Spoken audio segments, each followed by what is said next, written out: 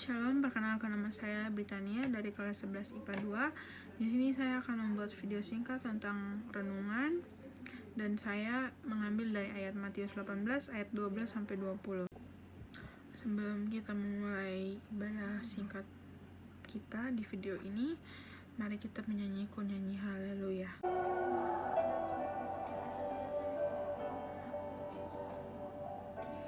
Bapakku datang menyembahmu di sini. Ku percaya Kau ada bagiku.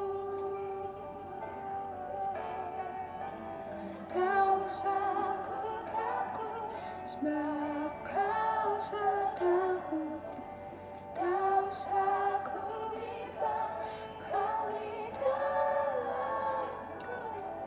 Tak usah ku cemas, Kau penghiburku. Saat ku lemah, Kau kuatku.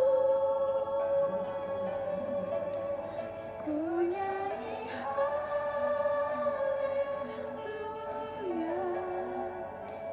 Ku nyanyi haleluya. Sungguh Kau hebat, ajaib perkasa pembuatanmu.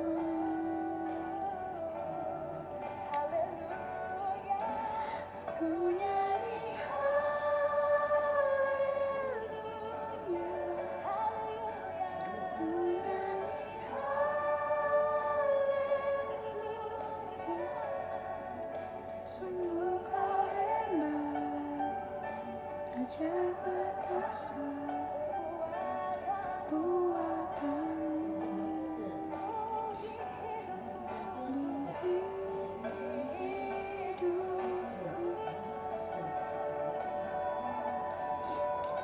Mari kita berdoa.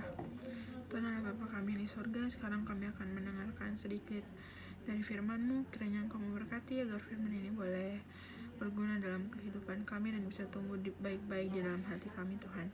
Hanya doa dan permohonan kami, Tuhan. Kiranya Engkau memberkati dari awal, pertengahan, hingga boleh berakhir dengan baik. Terima kasih Tuhan Yesus. Haleluya. Amin. Di antara kita semua, kita pasti pernah merasakan kehilangan, entah itu kehilangan barang, atau kehilangan uang, ataupun kehilangan orang yang kita sayangi.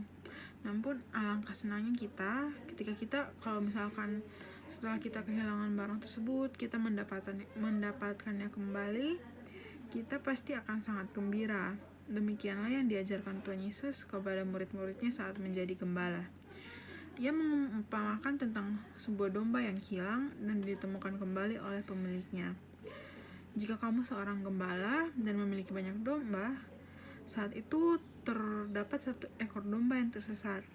Lalu saat kamu menemukannya, kamu akan merasakan bahagia, meskipun sebelumnya kamu sangat merasa sedih karena domba itu hilang dan kamu terus mencari. Tetapi saat kamu berhasil menemukan kembali domba itu, kamu pasti akan merasakan kesenangan yang lebih besar dibandingkan kamu menggembala banyak domba yang tidak tersesat. Disitulah Tuhan Yesus menekankan poin penting tentang perumpamaan domba yang hilang. Karena disitulah pemilik domba akan lebih bahagia ketika bisa menjumpai seekor domba yang tersesat dan hilang. Dari perumpamaan tersebut, kita bisa belajar dan mendapatkan sesuatu yang berharga. Karena begitu besar kasih Allah Bapa kepada anak-anaknya, Ia tidak menginginkan seorang pun dari anaknya yang hilang. Sebab itu Tuhan selalu mencari semua umatnya yang hilang untuk dibawa kembali pulang. Dalam cerita Alkitab, para murid bukanlah seorang domba, melainkan hanya perumpamaan saja, bahwa mereka adalah seorang manusia yang berhak memberikan teguran kepada temannya saat sedang berbuat dosa, bahkan menyimpang dari jalan yang sudah diterapkan Allah. Sebagai seorang murid, ia dapat memberikan nasihat secara pribadi bahkan dengan banyak saksi di hadapan seluruh jemaat. Hal itu bertujuan agar bisa mendapatkan saudaranya kembali kepada jalan yang benar, yaitu jalan Yesus Kristus. Namun ketika orang yang tersesat itu susah untuk dinasihati dan melawan, maka akan dikucilkan. Itu terdapat di Matius 18 ayat 15-17. Di dalam kitab tersebut, Tuhan Yesus memberikan wewenang kepada semua murid untuk menentukan menerima atau tidaknya seseorang yang hidup berjemaat bersama mereka pada waktu itu. Renungan singkat Kristen tentang kasih ini selalu mengajarkan begitu besarnya kasih Allah kepada setiap umatnya yang tersesat dan hilang. Di situ Tuhan Yesus menegaskan kepada kita semua bahwa Allah Bapa tidak akan memberikan kita semua tersesat. Ia selalu mencari kita dan meluruskan jalan yang sedang kita tempuh apabila jalan itu bukanlah jalan yang benar. Demikianlah kita harus saling menegur ketika salah satu teman kita berbuat kesalahan ataupun itu bagian dari keluarga kita.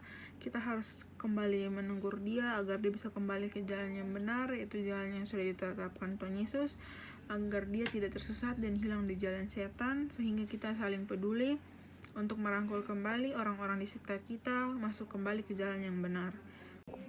Sekian firman Tuhan yang sudah saya bawakan. Sebelum kita menutup ibadah ini, mari kita berdoa. Tuhan Allah Bapa kami yang di surga, terima kasih atas penyertaan-Mu dari awal saya membawa firman hingga boleh berakhir dengan baik. Kiranya Engkau memberkati agar firman ini boleh berguna di dalam hidup kami Tuhan. Dalam nama Tuhan Yesus kami sudah berdoa.